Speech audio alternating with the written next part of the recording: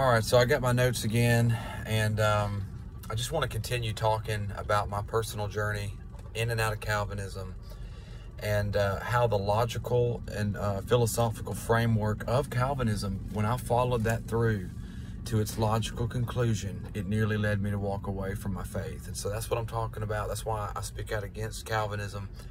I love my Calvinist brothers and sisters, and I'm not speaking out against any person in particular, just against this doctrine.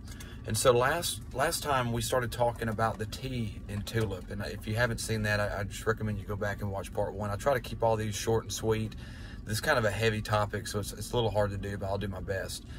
Many Calvinists today will refer to the T as total inability of the will instead of total depravity, just to make the distinction between the traditional understanding of the depravity of man and the Calvinistic understanding of an inability of the will of man to respond positively to God.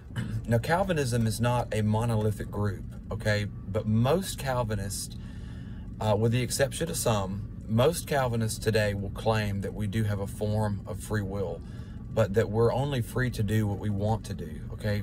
Free to choose according to our greatest desire. Not free with a libertarian free will with the power of contrary choice, okay? So in other words, just as a lion, when offered a choice between a basket of fruit and a steak, will quote-unquote freely choose the steak because that is a lion's greater desire to eat the steak. So in the same way, they say man is free to choose what we want to do. But they say that the unregenerate man will always freely choose to reject God's appeals to be reconciled. But this raises an important question, okay? If mankind can only choose according to our greatest desires, who determines what our greatest desires are? And so this brings me to my next very important point, which is Calvinism teaches that God determines all things that come to pass, okay? Calvinism is just another name for theistic determinism. Calvinism is determinism. Now, determinism was first introduced into the early church in the form of Gnosticism.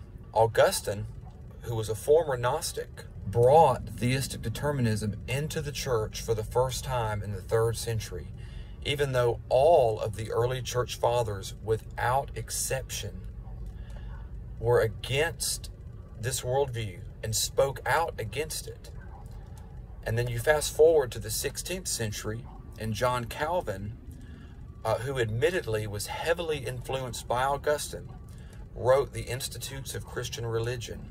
And Calvinism, or theistic determinism, started gaining lots of momentum. But if determinism is true, and God determines all things that come to pass, and our desire to sin is a thing that comes to pass, then it logically follows that God determines our desires to sin. John Calvin wrote, "Hence we maintain that by his providence, not heaven and earth and inanimate creatures only, but also the counsels and wills of men are so governed as to move exactly in the course which he is destined."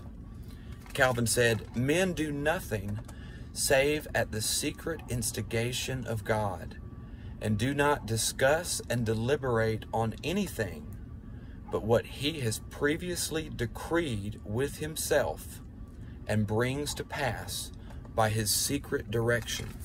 So in other words, Calvinism teaches that God determines every single thing that happens, even our besetting sins, even our desire for those sins.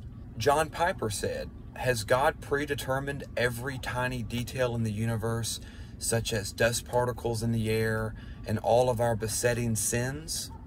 Yes. Now, the reason I believe that is, he goes on, is because the Bible says, "The dice are thrown in the lap, and every decision is from the Lord." John Piper also said, "God brings about all things in accordance with his will. It isn't just that God manages to turn the evil aspects of our world to good for those that love him. It is rather that he himself brings about these evil aspects. This includes God's having brought about even the Nazis' brutality, as well as the terrible killings of Dennis Rader and even the sexual abuse of a young child. And so here I'm letting these Calvinists speak for themselves, okay? So you can hear this and you can understand for yourself what's behind all of the fluff of Calvinism and understand what Calvinism really is. That God determines all things that come to pass, even our besetting sins, even our desire to reject him. And ironically enough, if Calvinism is true, even my desire to speak out against Calvinism in this video.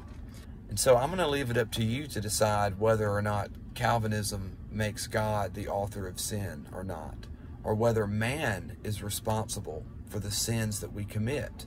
But I want to leave you with this little thought to chew on.